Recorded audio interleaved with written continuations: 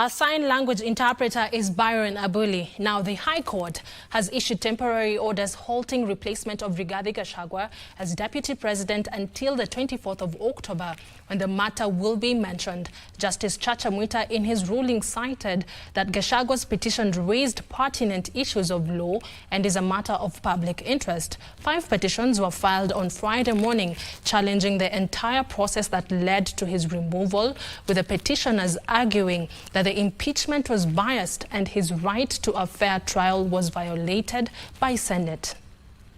Senators, we are now moving to allegation number 6.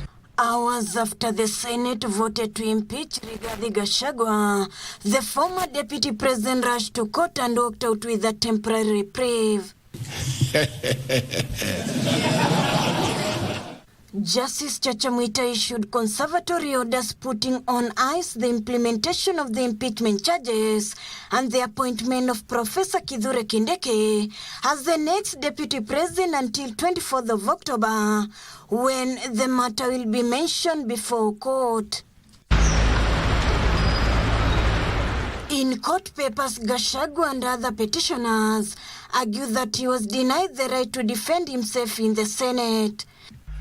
We, as the legal team representing the Deputy President, are not able to continue appearing without instructions. So we humbly and with a lot of respect take your leave, Mr. Speaker, and the leave of this Honorable House. The court was also told that the Senate acted as a conveyor belt in a premeditated scheme to oust the Deputy President. Now, Honorable Senators, pursuant to Article 145(7) and 151(b) and 2 of the Constitution and Standing Order 78(8) of the Senate has resolved to remove from office by impeachment His Excellency Rigathi Gachagua, AGH, the Deputy President of the Republic of Kenya. Accordingly, His Excellency Rigathi Gachagua, AGH, ceases to hold office. Justice Mwita was also told following a Deputy President's nomination, there must be public participation in line with Articles 10 and 118 of the Constitution. Judge Mwita has further referred the case to Chief Justice Martha Koome to form a panel of judges citing the complexity of the issues raised in the petitions.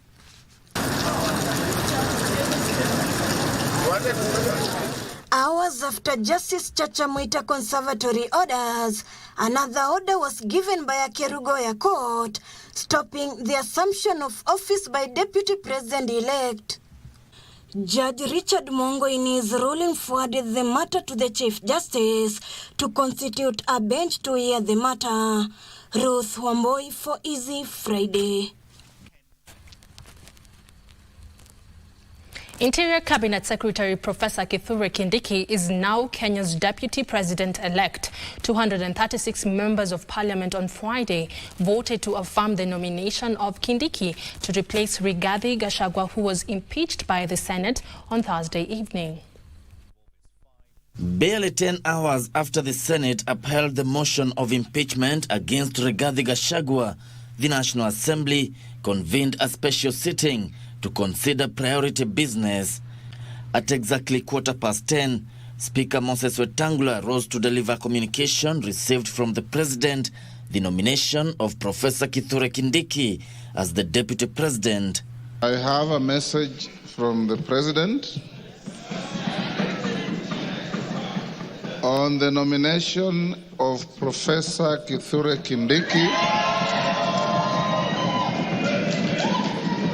AGH, to fill the vacancy in the office of the Deputy President of the Republic of Kenya.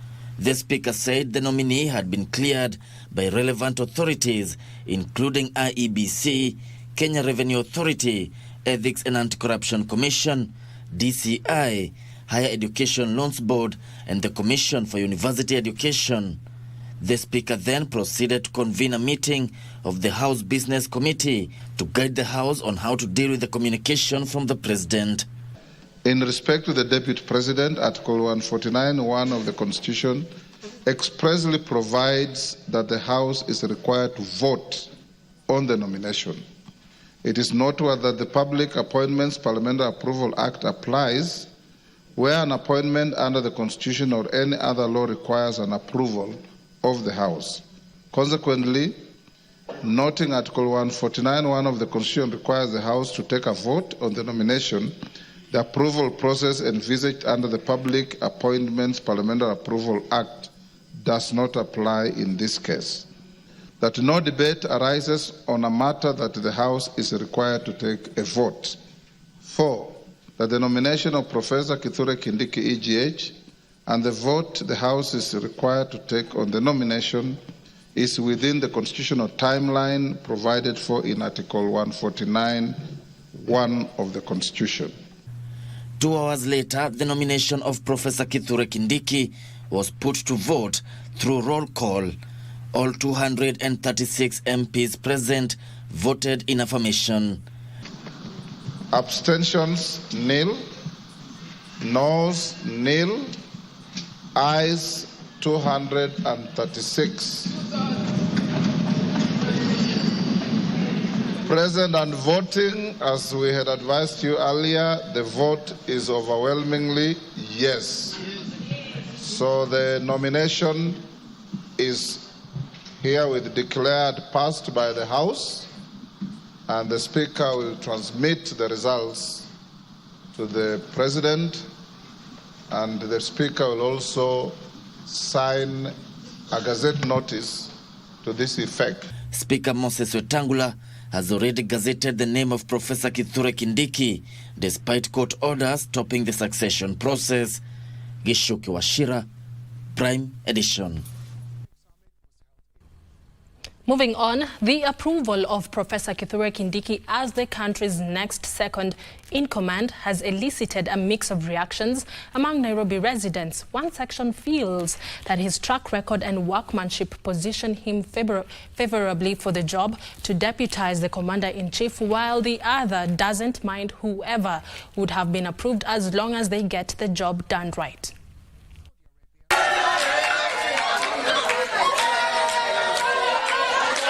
I think he deserves a position. I think that's a good choice by the president. It's a good respect for academia. I guess I should also be hopeful one of these days. As a professor, I'll get there. Lakini nilisikia Waswahili walisema mchimba kisima uingia mwenyewe. Mweka mitego kumbe mtego inashika yeye. Sijui kama mliona usiku kama mtego imeshika watu wengine na wachimba kisima pia wakafanya nini? Wakaingia. We are hoping that he will assist the president as the principal assistant to deliver for the people of Kenya. Tunaonekana kitu ajabu sana katika dunia hii. Ati kweli Tharaka saa hii watu wa mkodhima tuko na vice president. Kama jamii ya Watharaka na wanarika wenye tuko hapa wengi sana, tunamwomba atusaidie, atuinue juu wale wengi wako chini kabisa. Huyo ni kijana ambaye anaogopa Mungu, ni kijana ambaye ana ukabila kwa mafikira zake, ni kijana ambaye ataunganisha watu ya Kenya hii, na ni kijana atafanya kazi kwa njia inayofaa. Na leo tumefurahi sana kwa sababu umerudisha hiyo kiti katika Mount Kenya na hasa Mount Kenya East, na ukapatia mtoto wetu ule tulikuwa tumekuomba umpatie kwa sababu yeye ni mtendakazi. Yeye mkishikana na yeye ile chemistry ya kufanya kazi ambayo ilikuwa imekosekana wakati ule itaweza kupatikana. Kama rais ameamua kuchagua Kindiki, kwanza wafanye kazi na amani na watuletee sasa development nzuri. Kithure Kindiki ni msomi, mpole na mtu ambaye anajua ni nini anafanya katika uongozi. Hatunjawahi kumsikia wakibishana na mtu yeyote, na tunajua ni mtu ambaye atakuwa na heshima kwa kiongozi mwenye amempatia hiyo kazi. Ikiwa mtu yule alichukua na kura ya raia ametolewa na madharau kali, naye huyu naye wakuwekwa hapo, unajua akikosa kidogo atatimuliwa kwanza asubuhi. Kama alibichwa saa 5 ya usiku na Kindiki asubuhi ametangazwa, si hata angechukua time Hiyo process unaona imekimbizwa. Imekimbizwa na ikuwa ya haki. Hata hawakufuata maoni ya mwananchi. Hiyo kama wakaji wa kaunti ya Baringo tumekataa, na sisi tunaona kuna faida kubwa inaenda kwa viongozi tu, lakini si raia. Kuna kwa kiongo fulani tunaumia, hata uchumi ni mbaya sana. Sisi hatuwezi kubaliana na hiyo mambo. Saa hii isikuwe ni siasa tena ya kukawanya wananchi. Kama umesha amua ni Kindiki, mfanyeni kazi na mfanyie wananchi wote. Yes, sio ni kingpin ya Mount Kenya. Sasa yeye ni DP wa Kenya. Sasa anatakikana aongee kuhusu kitu Kenya mzima. Lakini tunaomba tu serikali watuchapie kazi, waache kutuweka na hizi mashida. Si kazi ndio tunataka. Tunataka yeye Kindiki venye amechaguliwa tuchapie kazi, yeye na pamoja na president watupigie kazi moja safi. Professor Kithure Kindiki began his career as a law lecturer at Moi University and University of Nairobi in the early 2000s. In 2023, Professor Kindiki made a stab at politics, becoming Tharaka Nithi's first senator under the 2012 Constitution and was also re-elected in 2017. His stardom saw him appointed by President William Ruto as Interior Cabinet Secretary in 2022, becoming one of the key figures in the Kenya Kwanza administration. Giverson Minor reports. Being appointed a Cabinet Secretary, do swear. Described by many as the soft-spoken professor, 52-year-old Kithure Kindiki was born and raised in Tharaka Nithi County, Mount Kenya East region. And having attended Lenana School and Tharaka Nithi Boys for his Kenya Certificate of Secondary Education, Kindiki rose up the academic ladder to attain a law degree in 1998 from Moi University. He would also attain a Master of Laws in International Human Rights Law and Democracy from the University of Pretoria in South Africa in 2000 before attending the Advocate's Postgraduate Diploma in Legal Studies at the Kenya School of Law the following year. He would go back to University of Pretoria to pursue a PhD in International Law, where he graduated in 2002. In 1999, Kindiki began his career as a law lecturer at Moi University before moving to the University of Nairobi in 2004, where he remained until 2005 when he returned to Moi University as head of Public Law Department. Kindiki, however, took a backseat in academia in 2013 and went back to Tharaka Nithi County to venture into politics. He vied for the senatorial seat and wanted to represent his county in the Senate under the new Kenya's 2010 Constitution. He was fronted by TNA party to serve as the first majority leader of the Senate. He would retain his senatorial seat in the 2017 election under the Jubilee Party ticket and went on to be elected Deputy Speaker of the Senate. However, a fallout within the Jubilee Party would later have Kindiki kicked out from the position of Deputy Speaker 3 years after elections. Kindiki and perceived allies of William Ruto later stormed from the Jubilee Party to popularize the United Democratic Movement UDA ahead of the 2022 general elections. In the cabinet lineup of William Ruto, who was installed as the 5th president of Kenya after defeating Azimio leader Raila Odinga, Professor Kithure Kindiki was named as Interior Cabinet Secretary, making him one of the most powerful figures in the Kenya Kwanza administration. Kindiki served in the docket for slightly over 2 years, during which he was credited for quelling banditry and cattle rustling in the North Rift region in an operation dubbed Silencing the Guns. It is also during his tenure that the news of the mysterious mass graves in Shakahola, Kilifi County broke out.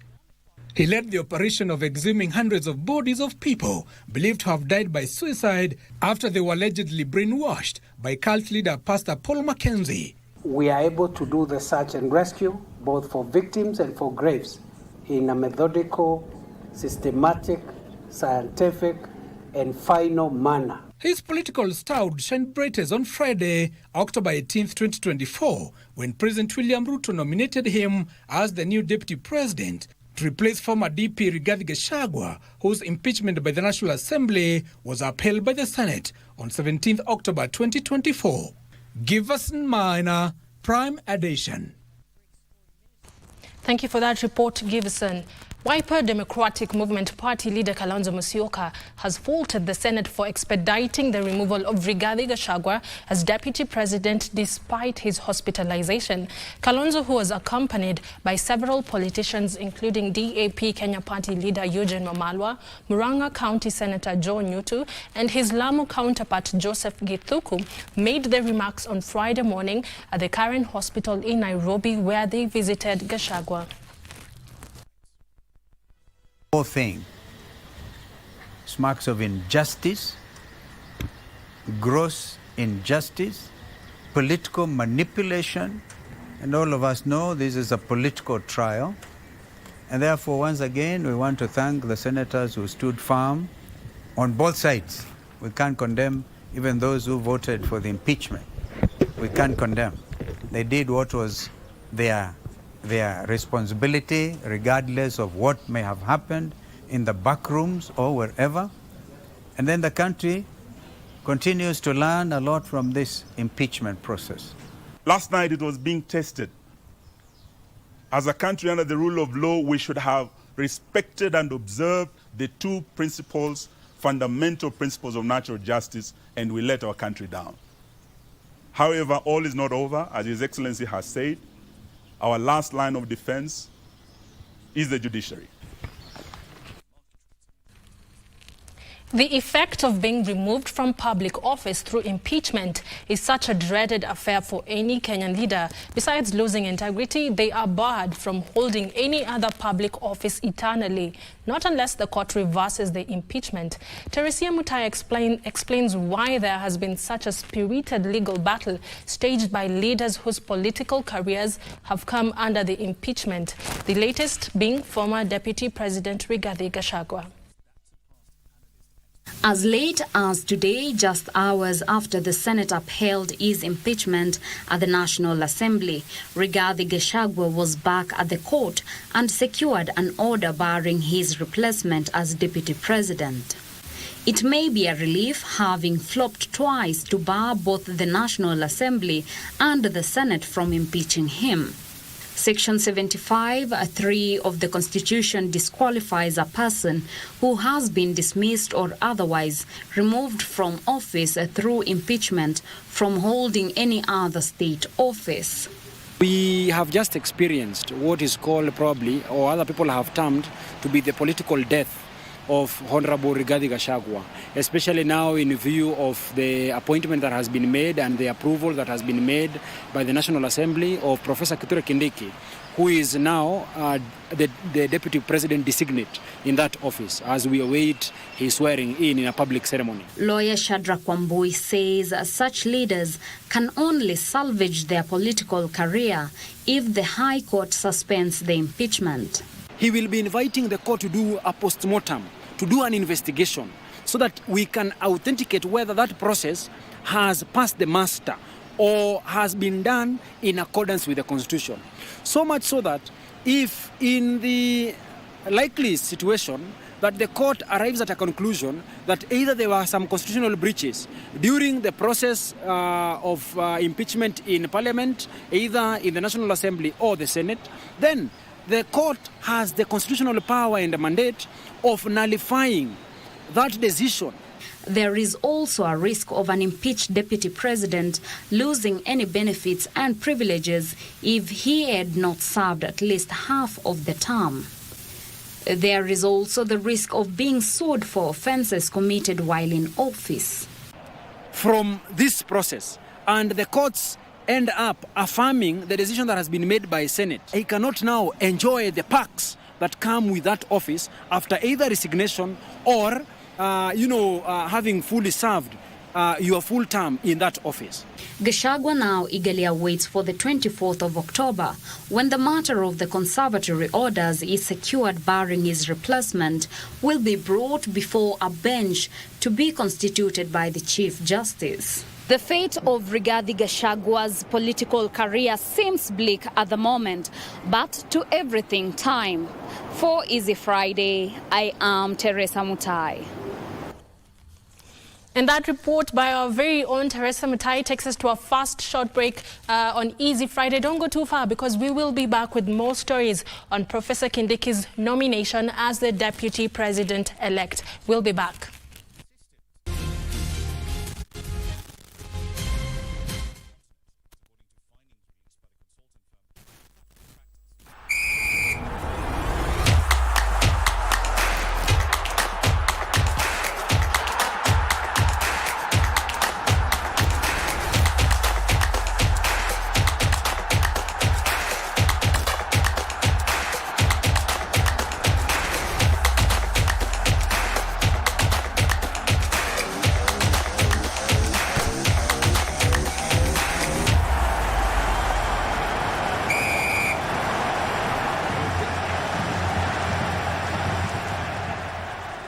Welcome to the Kenya Deposit Insurance Corporation, or KDIC, a state corporation established under the KDI Act Cap 487C.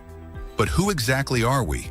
KDIC provides a deposit insurance for customers of member institutions. This means we protect your hard-earned money deposited in banks, giving you peace of mind knowing that your savings are safe. KDIC is also mandated to receive, liquidate, and wind up troubled banks, as well as provide incentives for sound risk management. We are here to protect your bank deposit and, together with other safety net players, ensure a stable financial system. KDIC, safer, stronger, together.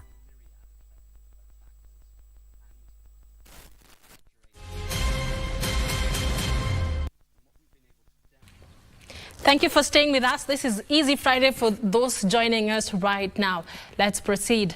Deputy President Rigathi Gachagua marshaled a total of 14 lawyers in his attempt to save his soul from impeachment in the National Assembly in a historic first for this nation. The impeachment motion, which attracted 28 lawyers, saw Gachagua wing led by Paul Mwite face off with the National Assembly wing led by Siaya Governor James Orengo, all trying to convince senators to side with their pleas.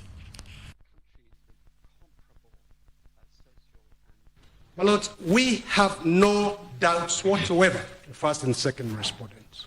It was exactly 7 years ago when Senior Counsel and Siaya Governor James Orengo and Senior Counsel Paul Mwite battled before the Supreme Court of Kenya under the then Chief Justice David Maraga. I was tempted. My colleagues here were prompting me to...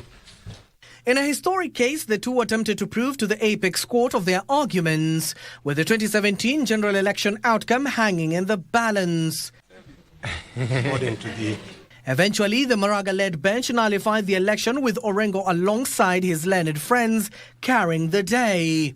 I appointed today, Wednesday the 16th of October, and tomorrow, Thursday, the 17th of October 2024, as the days when the Senate will hear the charges and investigate the proposed removal from office by impeachment of His Excellency Rigathi Gachagua, AGH, the Deputy President of the Republic of Kenya. 7 years later, the two once again found themselves in another historical moment where they were expected to make their case on the political career of Deputy President Rigathi Gachagua. Your Excellency Rigathi Gachagua, how do you plead to ground one, guilty or not guilty? Not guilty. Even before the opening remarks were made before the 67 senators, Senior Counsel Paul Mwite raised a preliminary objection against his counterpart James Orengo on the grounds that he is a state officer. We will be raising an issue about one of the members of the legal team read out this morning as representing the National Assembly. My learned friend, Senior James Orengo, is a full-time serving state officer as per Article 260 of the Constitution, as read together with Section 26, subsection 2 of the Leadership and Integrity Act, which bars a full-time state officer from engaging in meaningful employment. There has been no assertion that learned Senior Counsel James Orengo, by representing a party before this House has participated in gainful employment. In any case, what evidence has been tendered before this Honourable House to speak to that fact? However, the Speaker of the Senate, Amason Kingi, allowed the Siaya governor to represent and lead the National Assembly's case. And I read, that is from the King James Version. Ye shall not afflict any widow or fatherless child, and my wrath shall wax hot, and I will kill you with the sword, and your wives shall be widows. This honorable House, perhaps you can give us an opportunity to go through these documents, because we need to go through them. Inaonekana kama hii ni ukarabati, but let's go through it. Perhaps if you agree, Mheshimiwa Speaker, perhaps we can get on with the first prosecution witness giving evidence, and as soon as we've gone through this, then we shall come back to you, Mheshimiwa Speaker. Once the statement was finalized, the proceedings for the next 48 hours proved to be a titanic legal and political battle. That he tried to talk to doctors or physicians who are looking after his own brother. After those visits, he walked away. And 7 days later... Mr. Speaker, I rise to raise an objection. Can I proceed? Mr. Speaker, we owe the Deputy President very elementary decency. We owe it to the Deputy President to be basically decent in these proceedings. This was evident once the mover of the motion, Kibwezi West Member of Parliament Mwengi Mutuse, took to the stand to expound on his 11 charges he levelled against the second in command. And the counsel is talking to the witness, and you can see he's actually answering the question. He's a junior colleague. He's engaged in extremely unethical behavior that should not be done in a small claims court. Forget about a country's Senate. You've seen it with your own eyes. Counsel for the Deputy President. I cannot hear exactly what was exchanged there. Mr. Mutuse, Honorable, I sought to know whether the people you respect, the people who elected you, do you suspect they will respect you with this behavior you are showing here? Mr. Speaker, I will also request for your protection, because the people of Kibwezi are not on trial.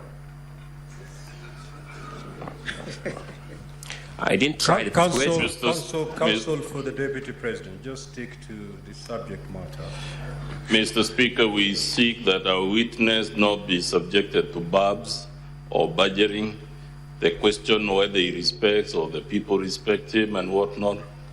The allegation is clear in black and white. If we could stick to that, it would help. So, Honorable Mutuse, what do you have to tell the Senate of the fact a company that was in arrears for 4 years, that is 5 million, it is in distress, it's not in operation. The Deputy President shows interest, and suddenly it is able to pay these arrears of that 5 million. The Deputy President must be magical. Associating with the Deputy President must be very magical, because you have not operated for over 4 years, you are in debt, you have not been able to service that debt for 4 years, but you have just interacted with him for a month and you pay your debt overnight. I didn't get that answer. We have no quarrel with Fortis. You have no quarrel with Fortis vs Group Limited? We don't. What is it doing in this motion, Mr. Mutuse? Decorative. It is one of the companies associated with His Excellency Rigathi Gachagua. What is wrong with Fortis vs Limited being associated with Rigathi Gachagua? What is wrong with that? At the time of submissions, we'll be stating why we think there is something wrong. No, we want that question answered now so that we will submit on it. What wrong has Fortis vs Group Limited committed anywhere on earth? Why would one person own 25 companies doing the same things? What law prohibits a person owning 25 companies? What law? I think counsel for the Deputy President, the Honorable Mutusi, has said he has no quarrel with that company. Which is what? Settle it. You know, Mr. Speaker, I made an opening statement. In my opening statement, I said we have allegations that oscillate from the false to the ridiculous to the embarrassing. If he just answers and I keep quiet, I will fail to demonstrate the oscillation. Orengo had other prominent lawyers backing him that included Paul Nyamodi, Eric Gumbo, Moses Kipkogei, Muthomi Thiankolu, Peter Wanyama, Meli Kennedy Kipkoech, Joan Jeruto, among others. She was not even aware of the transaction. Has she signed or affixed a thumbprint? A thumbprint. On the face of it, does that look like a privileged or vulnerable and marginalized Kenyan? The very vulnerable.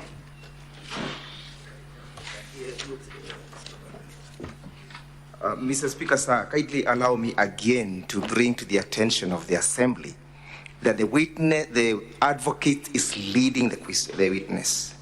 He has put a question. Does that, in your own imagination, look like a vulnerable person? Objection sustained. Counsel for National Assembly, stop leading the witness. It may be getting hotter, but look at the document, compose yourself, and read. How many shares does Keith Ekinu regard hold according to your own document? They are not indicated. How many shares does Kevin Gachagua regard hold according to your own exhibit? They are not indicated. What is the total number of shares in that company? 10,000. Who is indicated as owning all those 10,000 shares? There is a shareholding by the estate of the deceased James Nderito Gachagua. It is the estate of the deceased James Nderito Gachagua. True or not true? They own 10,000 shares. What is the total number of shareholding? 10,000. They own all the shares. They own 10,000 shares. As a result of non-responsiveness of all the bids, correct? As a result of non-responsiveness. Yes, after Global Fund differed with the KEMSA Technical Evaluation Committee. Did the Deputy President have anything to do with that? I would not say. Would you associate that to the Deputy President? I am not competent to talk about that. I am asking, do you associate that process with the Deputy President? I cannot comment on that.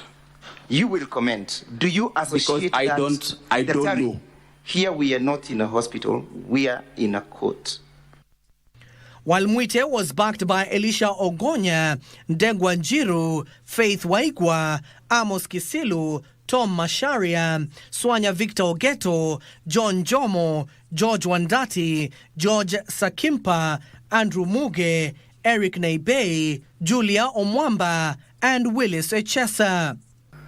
The position, Mheshimiwa Speaker, is that during that period that I went to try to find out why he wasn't here, because as Mheshimiwa Speaker knows, the Deputy President has been coming here absolutely punctually every day.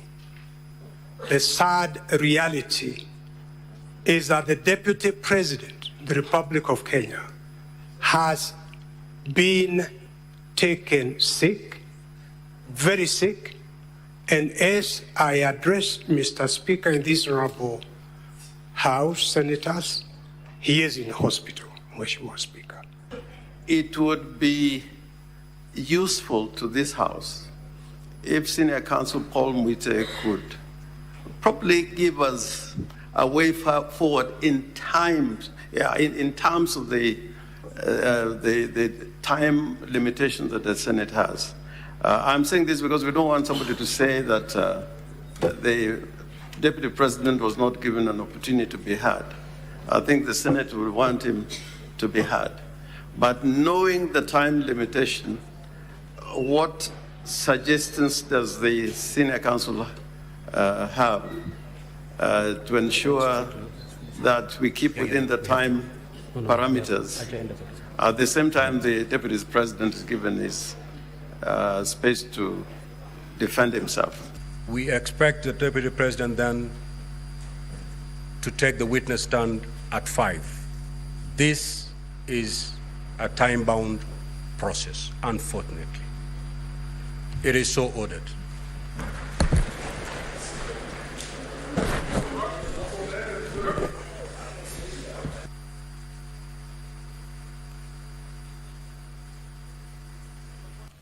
The impeachment of Deputy President Rigathi was a well-crafted move by the Kenya Kwanza legislators who banked on 11 grounds to have him removed from office. The burden of the motion carried by little-known Kibwezi West MP Mwengi Mutuse, elected to Parliament on a chap-chap party and affiliate to the ruling coalition. Mutuse was able to surmount the first obstacle when he managed to have 291 members of the National Assembly approve of his motion, and things began falling apart for the Deputy President. I assume as Deputy President of the Republic of Kenya, Geoffrey Rigathi Gachagua, a man whose name has made headlines in the past few weeks. His political turmoil began with circulating rumors in the political landscape, hinting at an impending move to oust him from office, which will later be confirmed by National Assembly Majority Leader Kimani Ichung'wah. The whispers of the motion will become reality when Kibwezi West lawmaker Mwengi Mutuse lodged the impeachment motion in the floor of the National Assembly, marking the beginning of a tough political journey for the man many referred to as a truthful man.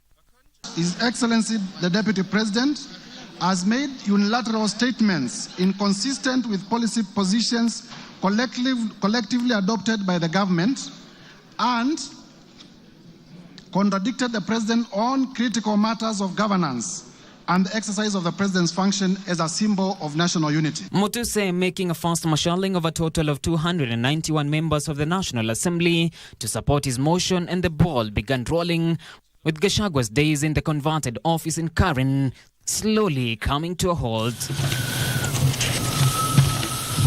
But after hitting the first barrier, the motion then moved to the court of the public in an exercise critics claim was hurried, with the National Assembly supporting the move, citing constitutional requirements. House Business Committee has approved a program of public participation across the country to be coordinated from the 47 counties on 4th October 2024. That's Friday this week.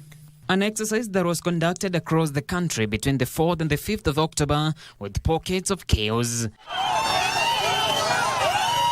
The verdict returning a 66% approval as per the report tabled in the National Assembly. I want to express my sincere disappointment with our parliamentarians because of the disruption they have caused to our society.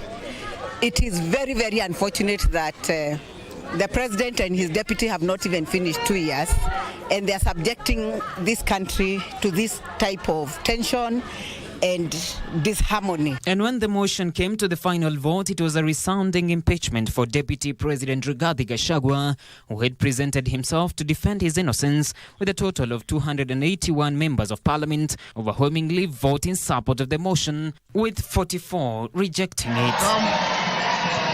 And back to the August House, the move that revealed a growing rift within the ruling party sparked a heated debate with Gachagua supporters, claiming the allegations were politically motivated and aimed at weakening the Deputy President's influence. For the supporters of the motion in the Assembly, led by the mover Mwengi Mutuse, the charges were well-founded and merited through investigations. That you blackmailed, that you told that if you dare speak or utter a word, I am the Deputy President of Kenya, elected by 7.2 million people. I will finish you. Finish who?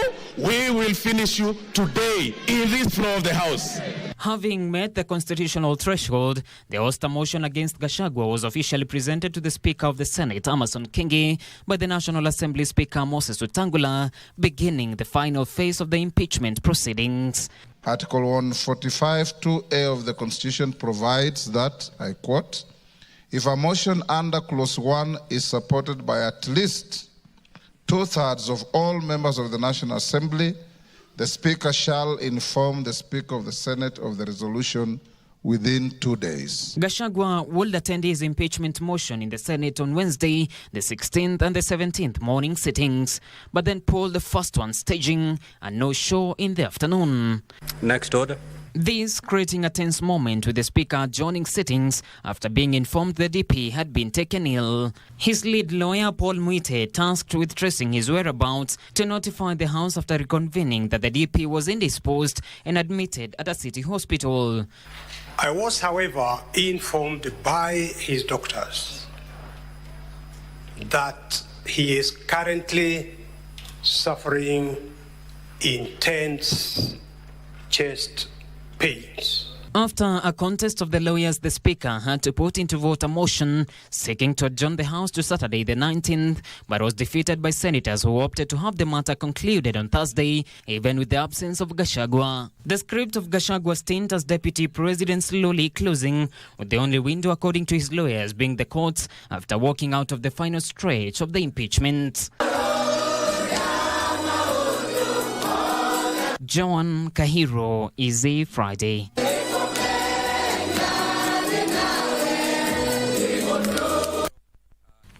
From his speech after inauguration as Deputy President, it was clear that Rigathi Gachagua was a sharpshooter who would never shy away from speaking his mind, rubbing his detractors the wrong way. Throughout his 2-year tenure as the second in command, Gachagua has been accused of antagonizing fellow leaders with his remarks about government being a shareholding company forming part of the 11 charges against him. The impeachment proceedings appeared to be Gachagua's moment of coming to reality with his past. I must tell these people the truth. From now, you don't have to talk with each other through the WhatsApp for fear of being recorded and persecuted by state agencies. Rigathi Gachagua during his inauguration speech at Kasarani Stadium in September 2022. Smarting from a charged campaign period, at some point even arrested and part of his wealth frozen, Gachagua was keen on taking his war to the outgoing administration over what he alleged was the mismanagement of the economy and the use of a criminal justice system to square matters politics. Our new president and his team have a difficult task ahead. The truth of the matter is that we have inherited a dilapidated economy that is facing almost an economic shutdown. We have a 10 trillion public debt. 6 million Kenyans have no employment. 14 million Kenyans are in CRB. We have a demoralized public service. From that day, he cut the figure of a man who would shoot from the hip, christening himself as a truthful man. Probably buoyed by the 2022 general elections victory, he never shied to remind those he addressed that the government belonged to those who had put it in power.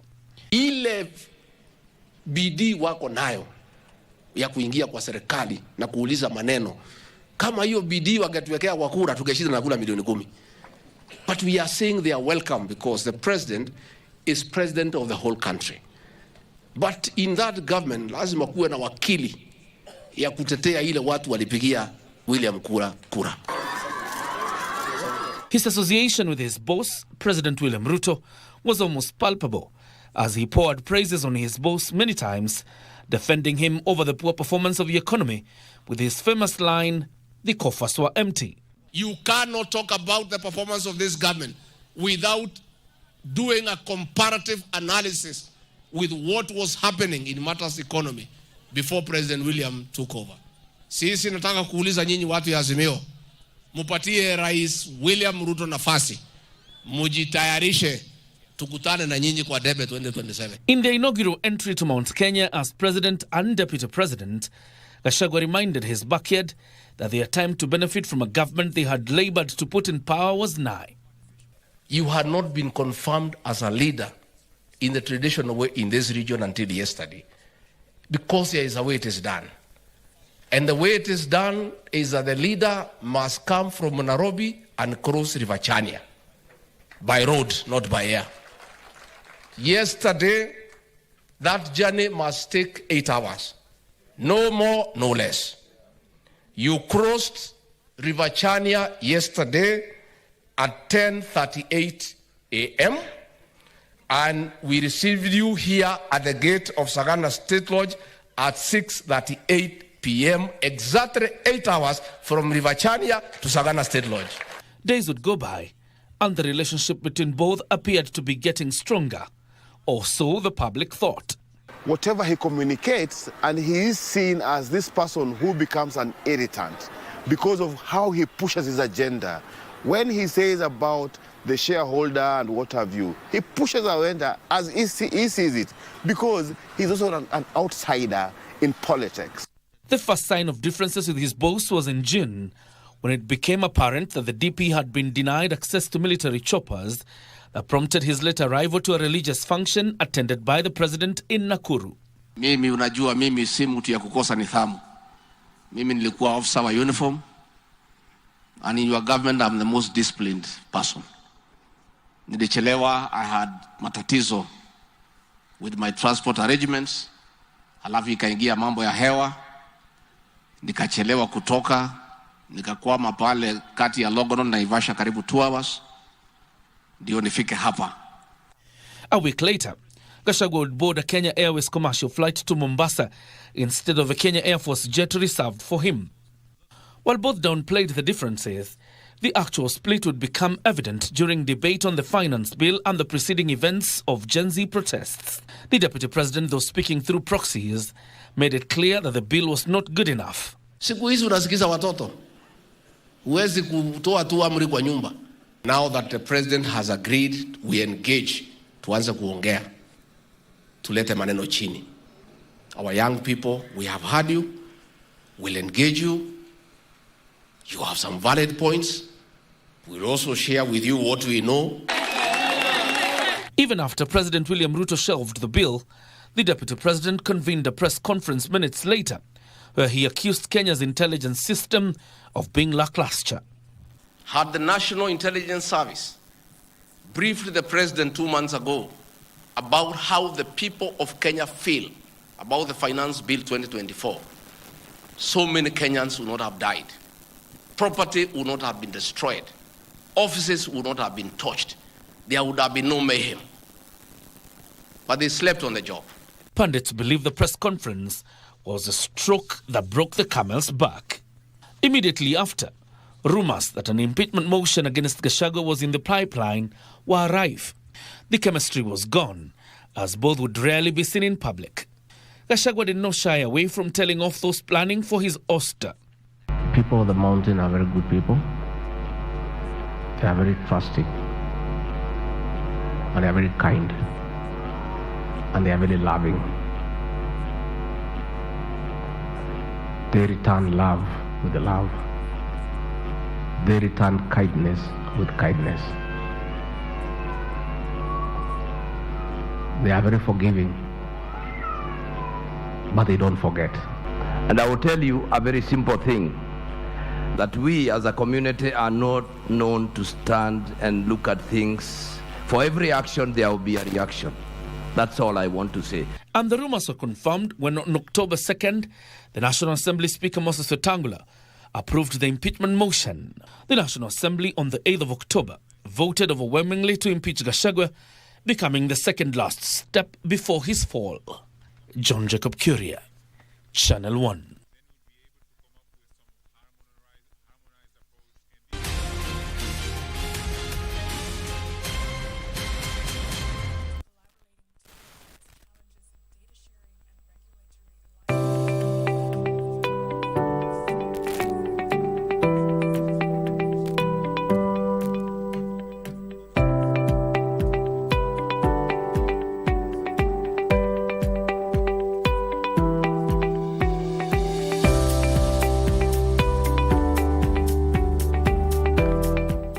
Hapa ni Butterfly Care Center. Na watoto hawa wanahitaji proper improvement kwa dormitories, classroom, kitchen, vyoo, mahali pa kuogea na mahali pa kuchezea. Pamoja tuna nguvu, na ndio maana Star 5 570# option 4 kuna probox na 1 million Kenyan shillings. Inamaanisha kila stake ambao unacheza nayo ili kushinda probox au 1 million, part of it inatengwa ili kuimarisha maisha ya watoto wa Butterfly Care Center. Iko na ni mpya na inakufaa na ni *570# option ya 4. Pamoja tuchezi tu, tunasaidia na tunashinda.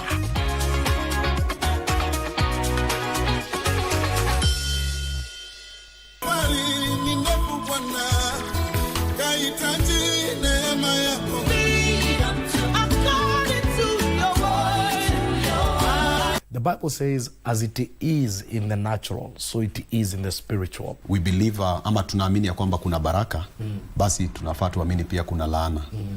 Because when we talk about blessing and curses, a curse is a pronunciation. Wakati curse imetamkwa katika maisha ya mtu, ile hedge huwa inaondolewa. Na sasa kuna kuwa na kitu ambayo inaitwa siege katika maisha ya yule mtu. So hiyo siege inamaanisha ya kwamba whatever ina happen kwa maisha ya huo mtu ni negative. Kwa hivyo unaweza ingia sehemu wewe umebarikiwa lakini sehemu imelaaniwa. Yes. Okay. Yes. Inachakuwaonesha ila neema yako.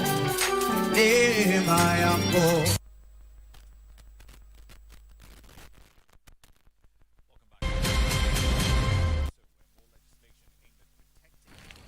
Welcome back to Easy Friday. Let's proceed. The Ministry of Education has released the 2025 academic calendar for public pre-primary, primary, secondary schools and other teachers training colleges.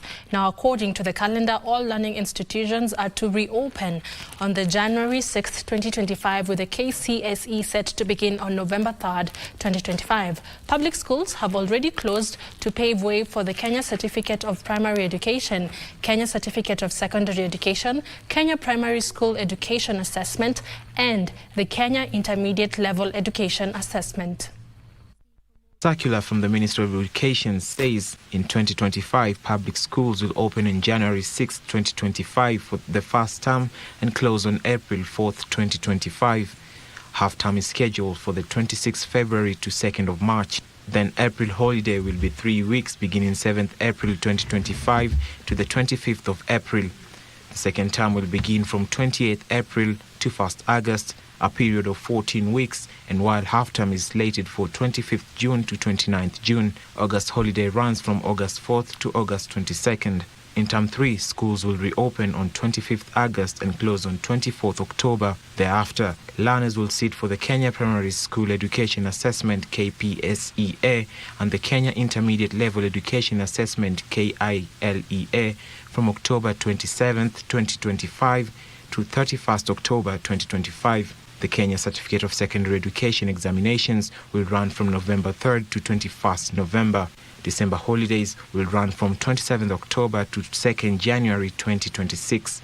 The calendar for teachers training colleges shows the first term runs for 13 weeks between 6th January to 4th April 2025. Term 2 is between 5th May and 1st August 2025, while the third term is scheduled for 1st September to 14th November 2025, which is 12 weeks. For Prime Edition, I'm Alvin Kaunda. Private and public institutions have been challenged to build capacity of their workforce on environmental social governance as part of fighting climate change. Now, according to the Institute of Certified Secretaries Chief Executive Officer Jeremiah Karanja, this will assist in building sustainable communities and economies, and this times the world is going green. Corporates behave very responsibly. Because the board, we are sensitizing the boards through our members so that the boards can take up the agenda on environment and the agenda on social aspects, so that the misbehavior that we normally see, for example, the pollution of the environment is going to be minimized to a greater extent. Aspects of humanity, the corporate body acting in a humane manner, that will be expected, either through its employees or even the general society. For instance, issues of climate change, and which have a direct impact on institutions, is a governance issue.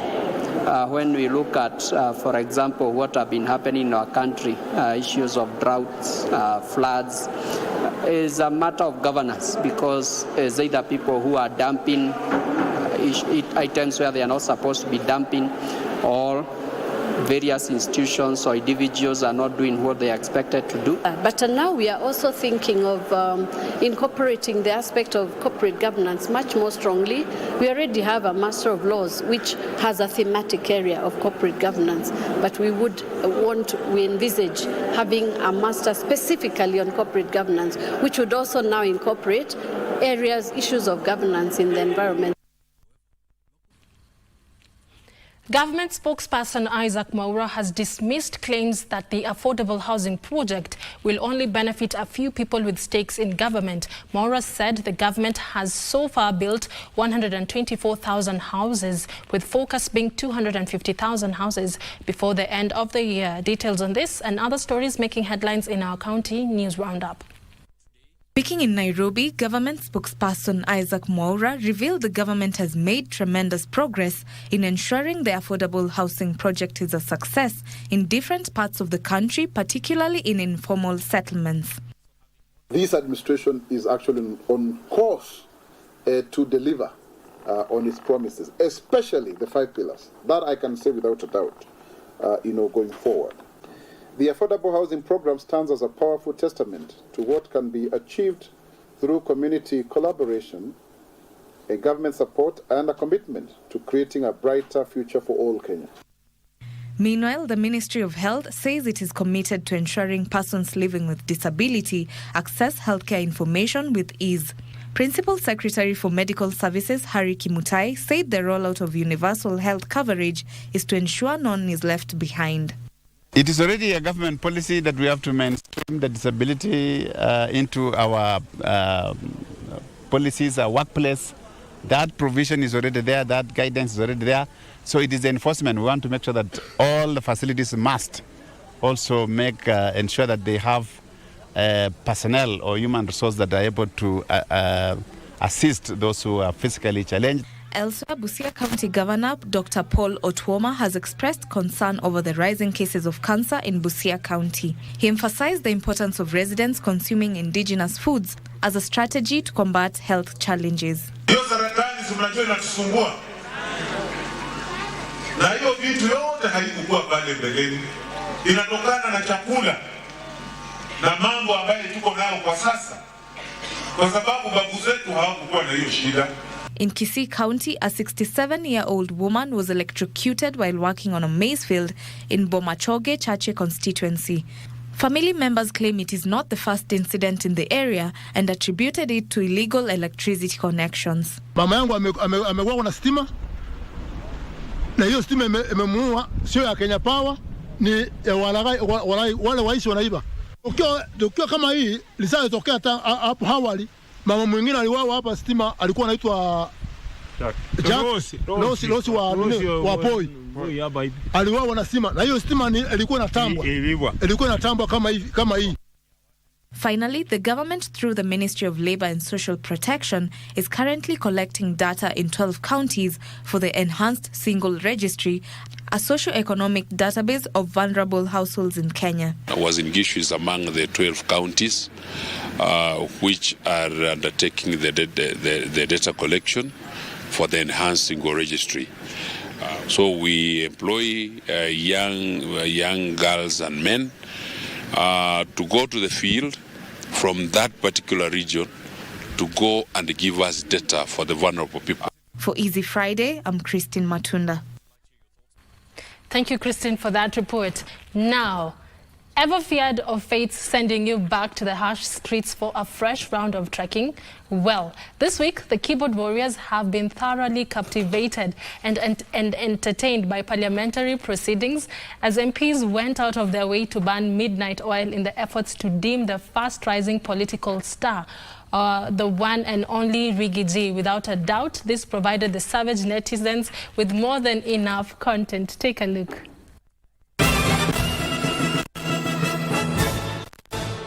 What a dramatic week this has been, for it has been raining content left, right and center for the savage netizens. Social media realm seems to have gone up in flames this week following the impeachment motion against Riggy. The heat got turned up a notch higher by one and only advocate Elisha Ongoya after grilling MP and fellow learned friend Mwenge Mutuse from the floor of the Senate. It may be getting hotter, but look at the document, compose yourself and read. But this was just the beginning, for Ongoya was about to wipe the floor with Mutuse after swinging tough questions his way. I will also be telling you what, in my view, are the values of some of the properties. Oh, what in your view are the values of some of the properties? Yes. You have graduated from a lawyer to a valuer now, isn't it? The seemingly young counsel may have thrown himself into the red-hot fire after trying to come through for Mutuse, who clearly seemed unable to hold his own. And the counsel is talking to the witness, and you can see he's actually answering the question. He's a junior colleague. He's engaged in extremely unethical behavior that should not be done in a small claims court. Forget about a country's Senate. You've seen it with your own eyes. But netizens decided to speculate the situation the lawyers interning at Mutuse's law firm found themselves in. Did you keep quiet? As the 11th hour was fast approaching, Riggy developed some chest points, a development that left the cyber surfers mesmerized.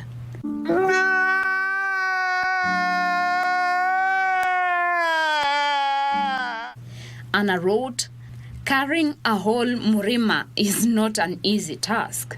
Joshua, mchezo wa taoni. On the latest turn of events, it appears as though we have to move on regardless.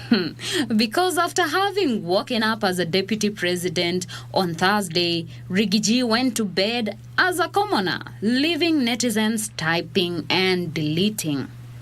Nataka muniombe. I'm going through a lot of problems. Na ni mimi nilijiletea. Seems like Murima has finally been touched. With the fast pace of events panning out, Kithure Kindiki's nomination as a new deputy president had netizens massaging their keyboards.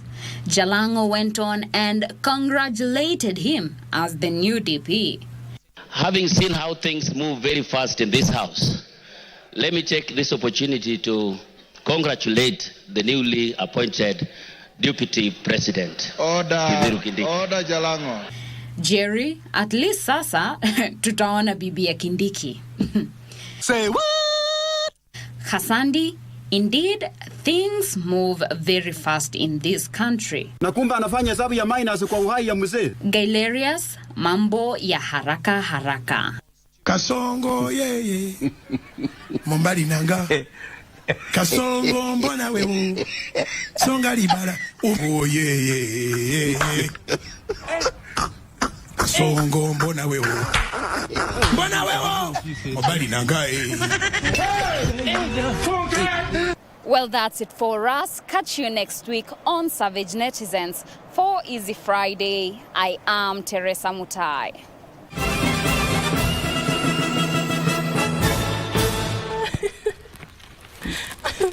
Thank you very much, Tess, for that report. A segment we usually look forward to, Savage Netizens. I'm now joined by my colleague, Carol Njenga. She'll now take it away from there with the day's business. Carol. Thank you, Caren, Kibbett. I'm also laughing. I know that segment is usually very interesting. Now we change gears and now look at the day's business news. My name is Wairimu Njenga. Now, youth eyeing job opportunities in the hospitality industry value chain have been urged to take advantage of the training revolving fund to upskill. Addressing stakeholders at the launch of the Tourism Fund's strategic plan for the period financial year 2024-2025 to the financial year 2028-2029. Tourism and Wildlife Cabinet Secretary Rebecca Miano says the move is key to enhancing service delivery. Kenya's tourism and hospitality industry is facing stiff competition from the likes of Rwanda and South Africa. To counter this, stakeholders are rooting for capacity building to meet global standards of service. Henceforth, the freshly unveiled revolving fund will support programs and in turn will improve the quality of service in tourism and hospitality training institutions across the country, and this will entrench a culture that will boost competitiveness and embellish the visitors' experiences and immersions. The Tourism Fund has earmarked 285 million shillings towards a training fund targeting 18,000 workers and managers, as well as students undertaking university and technical vocational courses in the hospitality industry. The concurrent launch of the Tourism Training Revolving Fund also underpins that capacity building is a fundamental pillar for the sector. The fund plans to raise levy collection to 8.05 billion shillings to ensure sustainable financing for the development of the tourism sector, capacity building and quality service to tourists, among other interventions. We developed this plan internally with the close engagement of staff, management and the board. For that, we are confident of the success in the implementation of this blueprint. Elsewhere, the Kenya Bureau of Standards is calling for more education on digital finance to strengthen fraud protection measures. I would recommend that for bodies like these consumer bodies to be able to serve the people well at the grassroots. They are able to join, the way I've said earlier on, they are supposed to join the technical committees so that they bring on all those ideas. You know, out of the ideas is when we build a strong document that can be workable on the ground.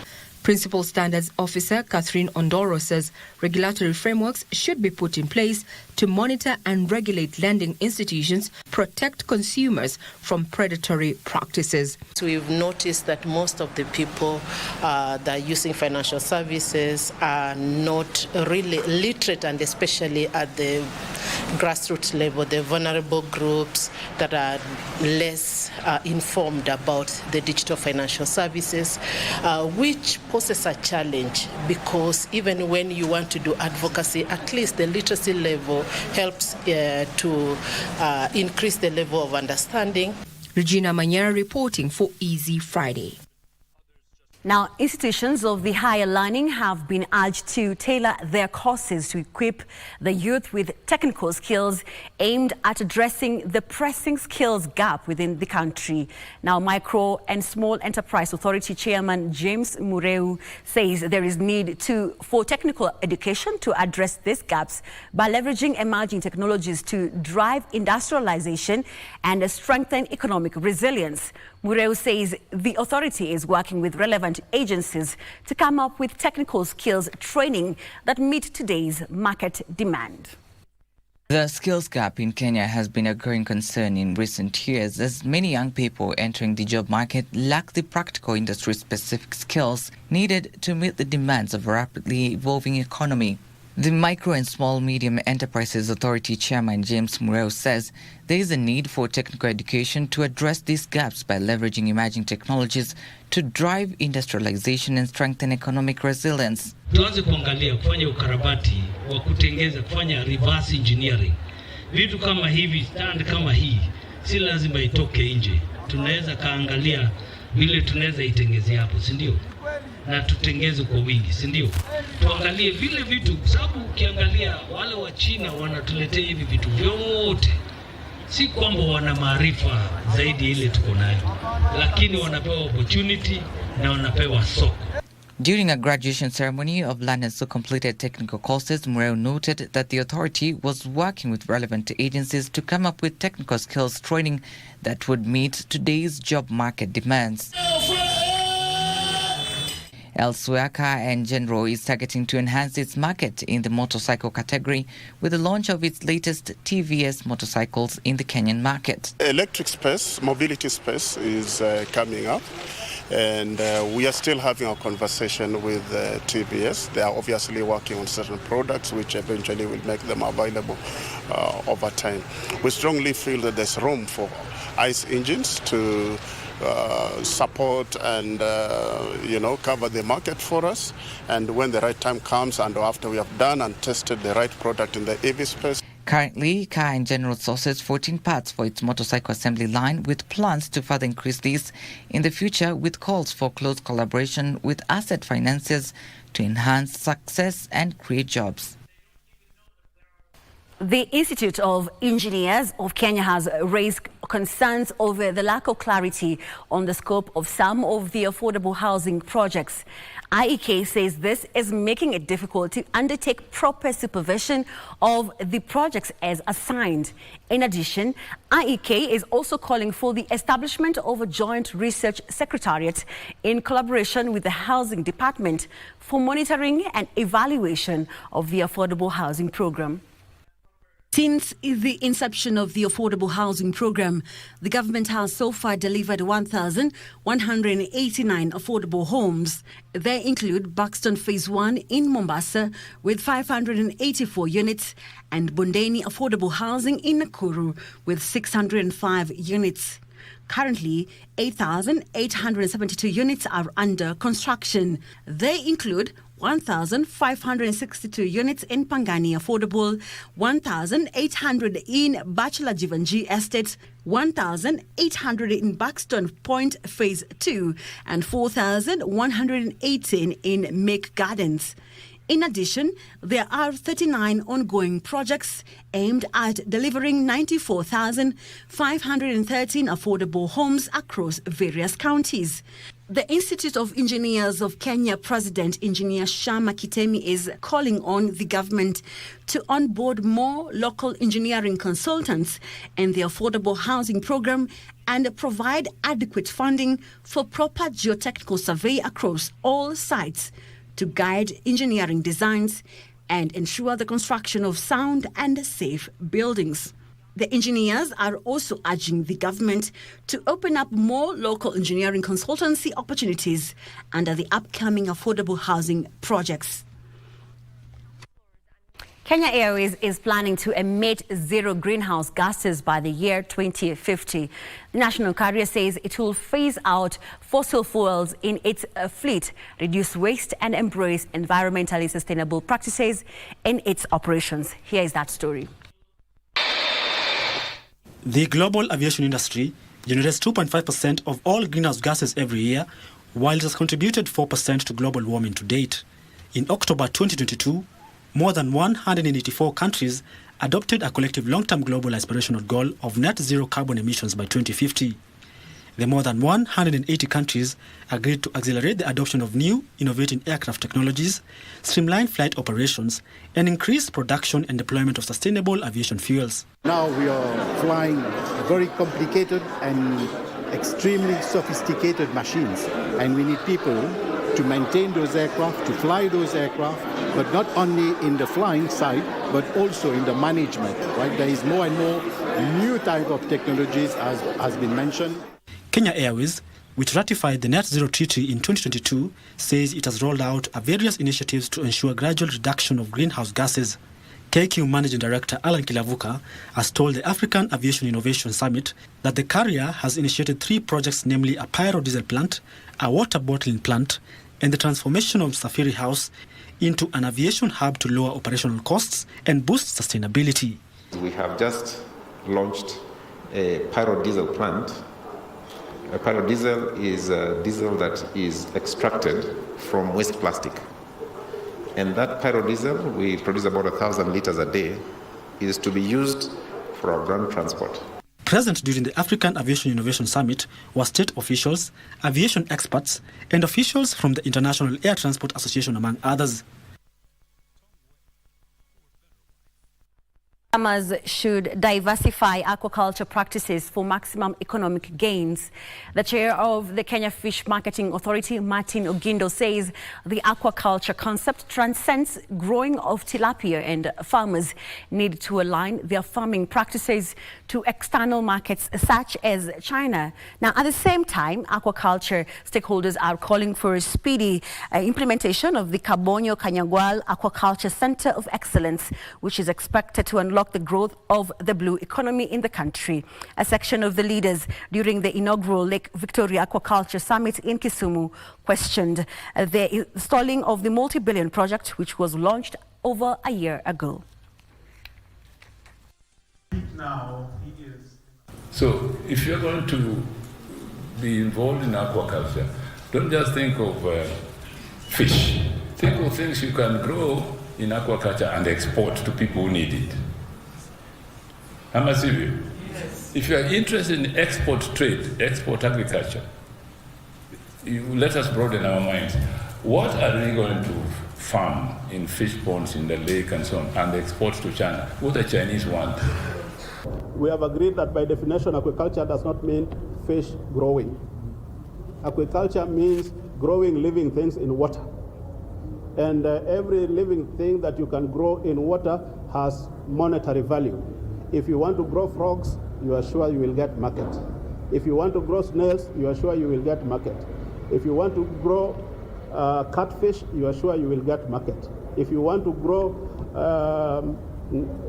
tilapia, you will get market. So we are saying, let us diversify the space of aquaculture. Let us not only concentrate on tilapia. Kabonyo for Lake region becomes very important because that must be the one-stop point where now the counties and the national government, they're interacting, Kemfree, whoever is doing research, the fish people, the feeders, everybody is there. Sisi huku chini, kazi yetu is to multiply, distribute, sell, but if there are problems, wapi? Kabonyo. Are you doing research? Are you giving us good seed? Is the feed okay? Well, that marks the end of business news tonight. My name is Wairimu Jenga. On the other end of the studio, we have Bernard Okumu, and he'll be bringing us the day's sports. Have a good night and have a happy weekend, and also happy Mashujaa Day.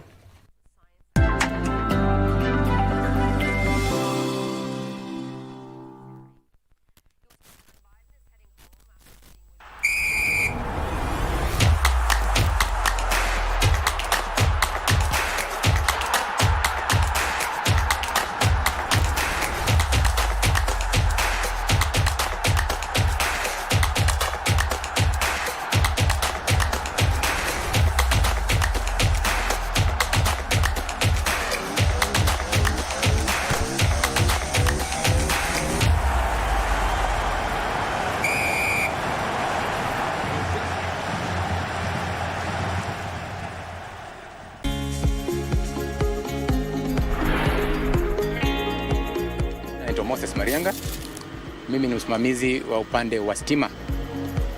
Ili nijipate hapa ni wakati rais alizindua hii miradi ya affordable house. So sisi kama vijana tukasema wacha tuombe kazi, na tulipoomba tulifanikiwa. Kabla nifike hapa mimi mwenyewe tulikuwa na ile tunasema jua kali, ambapo unaamka asubuhi huenda tupate huenda tusipate, lakini naweza kuambia sasa nilianza mwaka jana, sijabanduka, na nataka nihakikishe kwamba nitaimaliza. Tukisema inafaidi tu watu fulani, hapo nitakuwa nadanganya, kwa sababu hata sisi wenyewe ambapo tuko pale, kuna wenye waka hapo nje ambapo ni wale kina mama wadogo ambapo wananufaika kwa kutupa chakula. Kuna safety officer ambapo yeye taaluma yake ni ya udaktari, pia amepatikana hapo ndani. Na pia ili urembo wa nyumba utokee, ni lazima tujumuishe yule fundi wa mawe, yule fundi wa chuma, yule fundi wa maji, yule fundi wa stima, fundi wa rangi, ndio mwisho tupate ule urembo wa nyumba ambapo tunaita ni nyumba nzuri.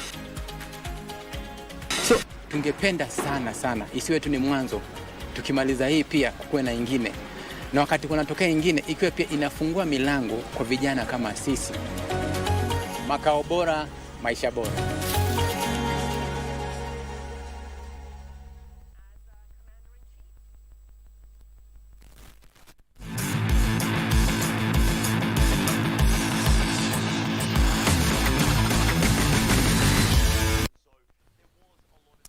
Very good evening and welcome to Easy Friday Sports. I'm Bernard Okumu. Let's begin with the good news where the national under-20 soccer team Rising Stars has qualified for the finals of the ongoing under-20 AFCON 2025 CECAFA regional qualifiers after seeing off Burundi 4-0 in a semi-final play today at KMC Complex Chamazi in Dar es Salaam, Tanzania. Now Lawrence Okoth, Hassan Kisao, Aldrin Kibbett and Louis Ingavi scored a goal apiece for Kenya to set up the final duel against host Tanzania on Monday. Tanzania saw off Uganda 2-1 in extra time in the first semi-final. Following the win, both Kenya and Tanzania have sealed their slots in next year's Under-20 Africa Cup of Nations finals. Here are the goals from that semi-final between Kenya and Burundi. Lawrence Okoti akiwatanguliza mapema tu kipindi cha pili. Vijana ni Kisao, sijui itakuwaje. Hasa ni Kisao kataa kule mlango, lakini basi anakwenda kuhakikisha kule kwenye chuma cha pili. Chuma cha pili, Hassan Kisao. Hassan Kisao akiwaandikia Kenya bao la pili. Yale yale ya robo finali 2019, anataka kwenda kutimiza tena bado kwani Kibbett. Kibbett anamwona Kibbett we. Hadi ni Kibbett. Kibbett. Chuma cha tatu. Nyota wa Nastic Sports Academy ya pale nchini Hispania. Kisha matumaini. And well done to the lads. They are already at the 2025 Africa Cup of Nations Under-20. Moving on, Kenya's junior starlets were beaten 2-0 by England in their opening match of the FIFA Under-17 Women's World Cup in the Dominican Republic, where they are making their first appearance. Now, the starlets conceded a penalty after a handball from midfielder Halima Mbachi inside the box, which gave the young Lionesses of England the lead. An attempt on goal by Valerie Nekesa inside the second half almost leveled the scores for Kenya, but England managed to score the second goal in the 87th minute to wrap up the first game in Group C. Junior starlets will face North Korea in their second match on Sunday after the Asians thrashed Mexico 4-1. Zambia, which are one of the Africa representatives in the ongoing World Cup, lost their opening match after losing 1-0 to Brazil. And that late goal almost certainly gives England victory.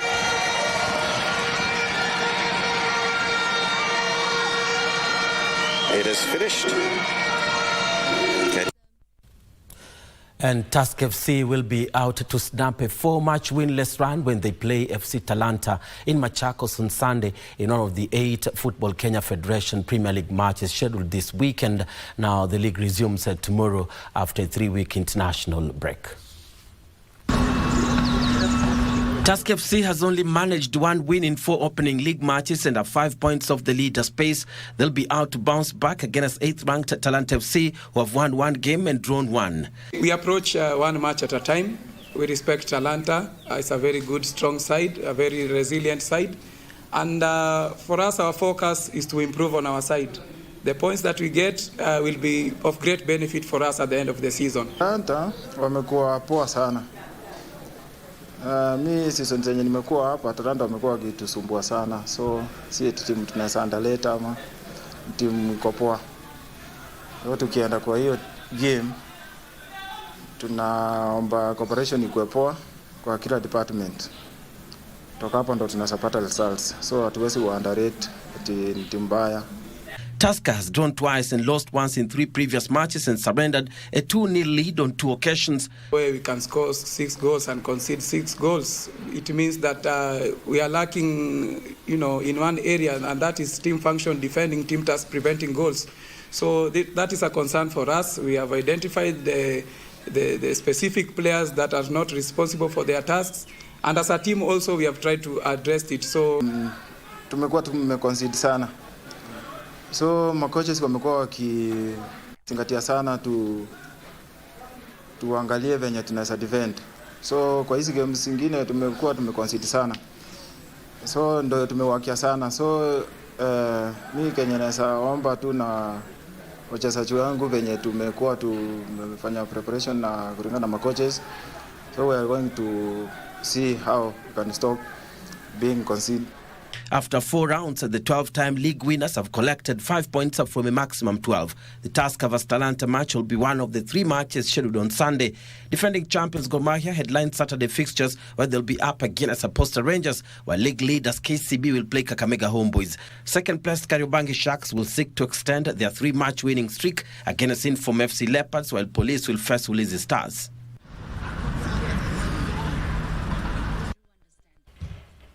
And still on local soccer, where Kithure All-Stars will kick off their title defense in the Sakaja Super Cup this Saturday against Dandora United at the newly refurbished Dandora Stadium here in Nairobi, with other matches scheduled for Mashujaa Day. The tournament, which will run until December, is expected to be bigger and better this time around as players play their hearts out, all hopeful of making it to the Nairobi United Football Club and other big teams. Governor Sakaja aims to use the tournament to foster grassroots football development in the county. So far, tunashukuru governor kwa initiative ya itona. Hii ni among ile tona naweza sema best kabisa vile imekuwa imepangwa, organized, na pia tukivalizia vile alisema ataongezea kitu kwa prize money. Ni boost sana na ni moral kwa mavijana.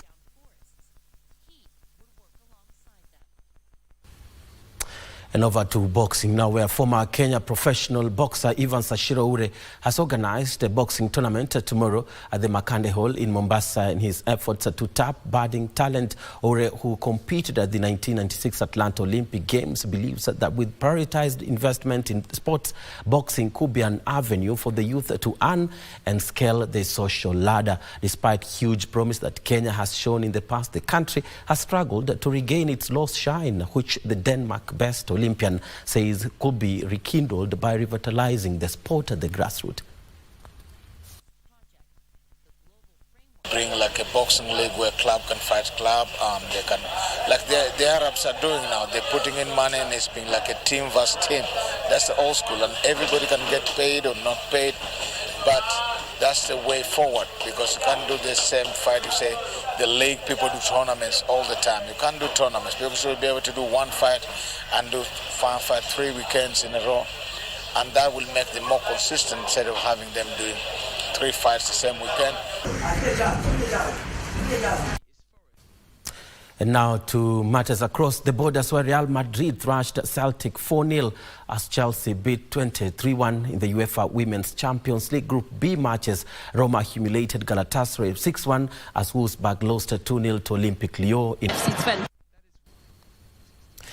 And Frenchman Thierry Neuville powered past FIA World Rally Championship rival Sébastien Ogier to claim the top spot at the ongoing Central European Rally. Neuville outpaced overnight leader Ogier on 2 of the morning's 3 Czech asphalt stages, moving 2.7 seconds ahead of the Frenchman. Now Ogier had led by 0.9 seconds following Thursday's opening 2 stages. However, the Toyota GR Yaris Rally 1 hybrid driver was soon caught by Neuville after losing time due to minor errors. The Belgian star, driving a Hyundai i20N Rally 1 hybrid, has his sights set on a much bigger prize at the penultimate round of the season, with him and co-driver Martin Whitish edging ever closer to their maiden WRC title.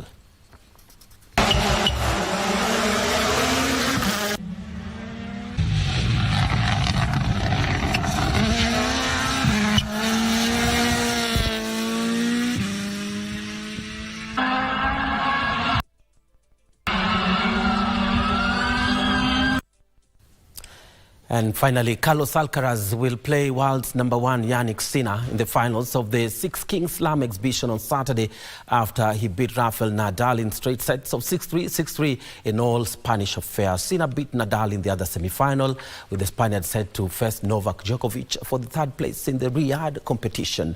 The winner of the tournament will receive $6 million in prize money.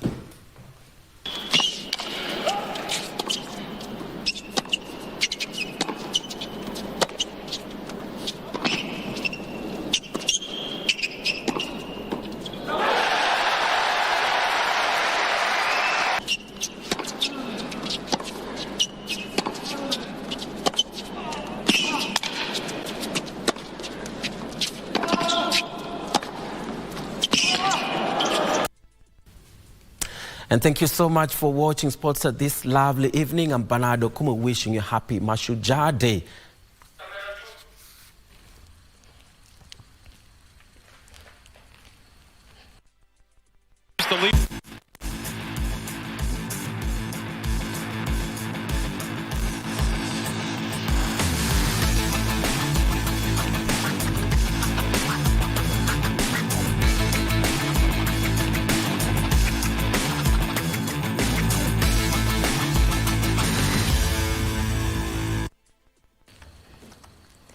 And that's a wrap for tonight's bulletin. We promised to keep you informed and entertained, and I believe we have delivered. A special thanks to our sign language interpreter, Byron Abuli, for ensuring everyone stayed in the loop. Now, don't go anywhere. DJ Cool Jacks is all set to light up your evening with the disco funk. And trust me, you don't want to miss it. Remember, stay connected with us on our social media platforms. We always enjoy hearing from you. It's been a pleasure being with you this evening, and I look forward to seeing you again next week. Until then, stay safe and have a wonderful night.